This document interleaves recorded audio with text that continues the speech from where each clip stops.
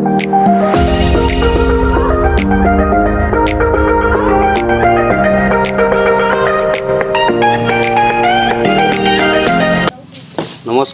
जय जगन्नाथ। ओडिशा फार्मिंग आपन को स्वागत। आज आसन जानिबा गोटे भाई को चिन्हवा जे कि एटी छतु चाष कर विषय किसी अभिज्ञता नवा एवं विषय किसी ज्ञान नवा। भाई नमस्कार, ओडिशा फार्मिंग आपन को स्वागत। आपन को परिचय प्रथम ओडिशा फार्मिंग दिंतु। मो परिचय है मो ना आज्ञा श्री हटकिशोर महताब। आमर ब्लॉक है ओडापड़ा आमर ग्राम पंचायत है मंगलपुर ग्राम पंचायत आमर थाना है कंटाबणिया ग्राम है मंगलपुर। भाई आप डिस्ट्रिक्टा कौन? डिस्ट्रिक्ट आम ढेंकानाल। ढेंकानाल माने भाई आम होती ढेंकानाल डिस्ट्रिक्टर आउ विषय आज जाना किसी किपर आज छतु चाष कर कौन कौन लाभ पाँच। अच्छा भाई मत कहतु आप केत वर्ष कले? मुझे 2 वर्ष है छतु चाष कर। आप छतु चाष 2 वर्ष कर? अच्छा छतु चाष को कहीं आग्रह देते किसी गोटे कारण थब ना आग्रह देवाई कि? कारण आज्ञा यहाँ कि मोर आज्ञा गोटे अलग संस्था भी गुड़ाए अच्छी जमीक आज्ञा गोटे टेंट हाउस संस्था भी मोर अच्छी से आज्ञा मत वर्ष जाक कम कहले 12 मास मत कम मिले गुड़ाए समय मत बेकार बस पड़े। आप जानते गोटे बाहागर सीजन कहले गोटे सीजन थाए आ बाकी समय तक आमको घरे पूरा बस पड़े। तो सही समयटा को चिंता कली कौन यूटिलाइज करी तो से गोटे दृष्टि मुझे कौन करी भाविक छतु चाष बाबद मोर छतु जेहेतु गोटे प्रिय खाद्य मत भी बहुत पसंद हुए छतु तेणु मुझे छतु चाष करने मन बढ़ेली और छतु चाष 2 वर्ष कर सक्षम अच्छी। अच्छा भाई आप 2 वर्ष छतु चाष कर किसी सरकारी सहयोग आप पाई कि ना? सरकारी सहायता तो बर्तमान सुधा मत कि मिले ना बोधे आगु को मत किसी सरकार सहायता मिल पारे कौन पाइना सरकारी स्तर किसी लोक आमर आसिक थर दुथर आसिक परिदर्शन कर गले फार्म छतु नहीं खाइले छतु आम बहुत पसंद है पुष्टिकर छतु आप दौन। अच्छा तो आप कह कथा कि सरकारी लोक आसी देखिकी गले तो आपको कमिटमेंट कर सहयोग करेंगे तो आप आगु किसी करार अच्छी बड़ व्यवस्था ना किसी एमती छोट व्यवस्था रहा चाहिए ना? निश्चित भाव में मनीष तो आज्ञा सब चाहे कि निश्चित अधिक करने जो लोग आज्ञा आज 5 टଙ୍କା रोजगार कर काली चिंता कर 500 टଙ୍କା रोजगार करी तो से हिसाब से या मुझे गोटे बृहत भाव में करने चेष्टा करुँची मोर एरिया बर्तमान मुझे कभर करुँची तो ताकू आउ टे डबल बा ट्रिपल करने चेष्टा करुँची आ निश्चित भाव में करी कौन पाइना मुझे बर्तमान से मुझे समय देनी जी मुझे लाभवान होती तो मुझे निश्चित भाव में मुझे मो कैरियर तैयारी करने। अच्छा आप सबुठ बड़ जिन कहले कि छतु चाष आप कैरियर करने चाहते। अच्छा एमती कौन लाभ पाइले छतु चाष आप गोटे निर्दिष्ट गोटे नहीं गले कि गोटे चिंताधारा करने जे मु गोटे कैरियर ए करी। अच्छा जदि साधारण लोक जड़े चाहब ए जड़े कैरियर करि निश्चित भाव में आप देखो आपंकर ये चाष कौन प्रकार सेमती गोटे जोड़ा कहवा जोड़ा एमती गोटे इनग्रेडिएंट ना जोटा आपको गोटे मिलना जोटा कि आपको पाखे सफिसीयंट पर्याप्त परिमाण अच्छी जमी आम कह नड़ा ओडिशार तो आज्ञा धान चाष कहले बृहत गोटे चाष कहले ओडिशार ही धान चाष होती तो ये नड़ार आज्ञा पर्याप्त परिमाण नड़ा आमको ये उपलब्ध तेणु नड़ा जब आम पाखे सफिसीयंट अच्छी तार गोटे मुख्य उपादान नड़ा जब आमको सफिसीयंट मिला तो आउ जिन कहले छतु मंजी आउ गोटे इनग्रेडिएंट कहले आज्ञा आपको गोटे न्यूट्रिएंट्स हिसाब से से आप बेसन कहतु चुकड़ कहतु आपंकर डाली गुंड कहतु युवाक आम साधारण पाखे जेकोसी गोटे पान दुकान में उपलब्ध तेणु कौन असुविधा नहीं आप घर पाखे थी से जिनस आप कलेक्ट कड़े जी आपको दरकार नहीं से घर पाखे थी आप घरे बसिक आराम से करेंगे आप निज परिसर मैंने आप कह कथा कि निजे जड़े घरे रहीकि जी अल्प कि जगार सी छतु चाष करी लाभवान हो पार। तो मत कहतु आप गोटे गोटे बेड रु केते लाभ पाते केते केजी छतु अमल करती और केते लाभ पाते? मु तो आज्ञा बर्तमान सुधा से 400-500 450-500 खंडे बेड पकई से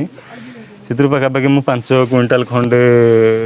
5 क्विंटाल टी अर्ध हो पारि कौन पाइना मुझे बिक्री कर सारी अलरेडी 5 क्विंटाल किंतु आमर प्रत्येक दिन आम घरे किजे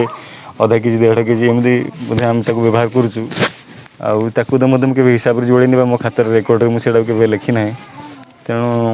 मत ये मोर आइडिया हो पारे प्रत्येक बेड्रुम मोर 1 केजी हिसाब से मुझे हिसाब रे रखिछि अमल पाउछि ताने आपण कहउछन जे गोटे गोटे बेड रु आपण गोटे केजी ऊपर छतु पाउछन निश्चित भाव तो गोटे बेड रे आपण केते टंका हारारी खर्च होउची गोटे बेड रे आज्ञा मोर खर्च कहले नोडा आज्ञा मु जो बेड पकाउछि सेतरे नोडा मात्र 10 बेडा व्यवहार करूछि ता बाबदे गोटे छतु मंजी बोतल गोटे जोटा कि बड़ बोतल आम खरीद कर बर्तमान सुधा जो लॉकडाउन हिसाब से बर्तमान छोट बोतल बा आपनकर जो मिडिल बोतल जोटा आम कहू से बर्तमान उपलब्ध हो पार ना तेणु बाध्य आम बियर बोतल जो आस मंजी तो से मंजी आम आणुचु आ से मंजीटा गोटे बोतल रे आम दुई भाग कर दीटा बेड पे व्यवहार करूँ तो ताको आम एवरेज 11 टंका हिसाब से गोटे गोटे माने गोटे बेड पिछा 11 टंका हिसाब से आम छतु मंजी तो आपनकर चोकड़ बेसन बाबद केते टंका खर्च होउची चोकड़ बेसन बाबद आम 250 ग्राम खाद्य सार व्यवहार करूँ गोटे बेड प्रति तो गोटे बेड प्रति 250 हिसाब से तो आम धरवा तो 125 ग्राम आम बेसन व्यवहार करूँ आ 125 ग्राम आपनकर चोकड़ व्यवहार कर तो गोटे बेड रे आपण 250 ग्राम रो इंग्रेडिएंट्स दउछन तो एबे मोटामोटी कह गले आपनकर 50-60 टका गोटे बेड रे खर्च होउची कारण नोडा आपनकर हे गला 20 टका मंजी हला 11 टका 31 टका आ ये हला आपनकर 15-16 टका 46 टका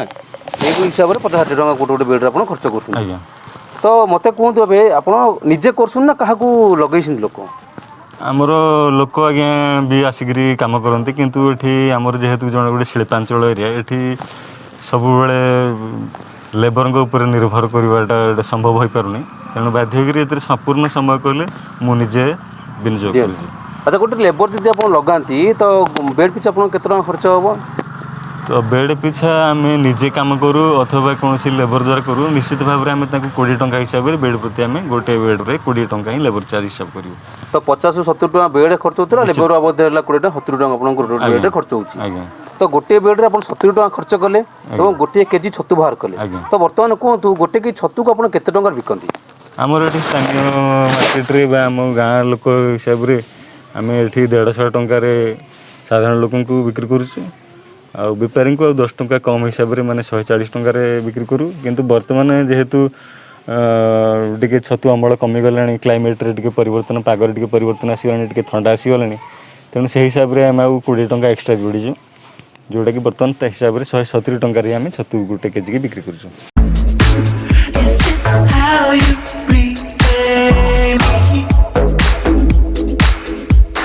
आप गोटे बेड 70 टका खर्च करके 170 टका पाउछन आज्ञा तो कह गले गोटे गोटे बेड आप 100 टका प्रॉफिट करछन तो आप पकाउछंती धरन तो आप 15 दिन ना मासे पकाउछंती गोटे गोटे माने गोटे सीजन आप करूछंती तो गोटे थर रे आप 15 दिन पकाउछंती ना एकाथरे मासे पकेला परे तापरे काम आउ थरे नेक्स्ट काम आरंभ करछंती देखंतु आमे गोटे बेड रो धरंतु आज डेट रे आमे गोटे बेड पकेलु तो निश्चित भाव में आमे 12 दिन आमे ताकू छतु आमर आरंभ हम निश्चित भाव में मुझे बर्तमान सुधा जिते दिन आरंभ कले 12 दिन रु 13 दिन 14 दिन 15 दिन ये 3 दिन मात्र ही छतु अमल हुए तापर से छतु अमल पाखापाखि बंद हो जाए तापर 7-8 दिन पर अल्प किसी माने आपणकर 10% बा 15% हिसाब से छतु मिले तेणु ताकू आम भाड़ा रखापी पसंद करूँ कौन पाई ना से बेड को लेकर आम अलग जगह गोटे नहीं रखीदे से किसी आम अमल पाई जाऊ कौन पाई ना आम जो स्पेस दरकार से स्पेस हिसाब से आम नुआ बेड पकईकि आम कभर करदे से जहाँ किसी मिले आम संग्रह माने समय को सदुपयोग करते आज्ञा अच्छा तो मन करते आप से जगह से बेड को रखिए 7 दिन पर्यटन तो से जगह किसी इन्फेक्शन आसो ना नहीं सेमती किसी आई हाँ निश्चित भाव में इन्फेक्शन तो हम कौन पाई ना से बेड जदि आपंकर से निश्चित सड़वा आरंभ हम आपंकर नड़ा सड़वा आरंभ हम मंजी सड़वा आरंभ हम से विभिन्न प्रकार से आपंकर भूताणु जीवाणु ताकू संक्रमण करेंगे से पचिला माने निश्चित भाव में आज्ञा जेकोसी जिन भी आप देखिए पचिवा आरंभ कला से निश्चित भाव में आपंकर जीवाणु कंटेनमेंट है धरी ने तेणु से बेड को से बेसी समय बेसी दिन रखा उचित नुह तेणु जिते शीघ्र संभव आपंकर छतु अमल सरला से बेड को काढ़ी आप अलग रखिदेव निहत दरकार दर्शक बंधु मुझे वीडियो एतिक रोची आसंता वीडियो रे यार सेकेंड पार्ट करी सेकेंड पार्ट रे आपको देखेबी भाई कौ भाया भाड़ी बनी कौ भाया कौन कर रोची नमस्कार भाई नमस्कार।